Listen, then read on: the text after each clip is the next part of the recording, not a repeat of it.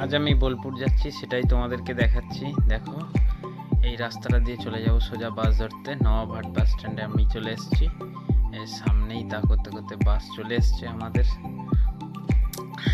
যা গরম, দেখো ঘেমে নিয়ে একাকার হয়ে গেছি আমি। এই গরম করতে করতেই আবার দেখো বৃষ্টিও চলে এসছে রাস্তায়। ওয়েদারটা পুরো ঠান্ডা হয়ে গেছে। দেখো কি দারুণ লাগছে এবার।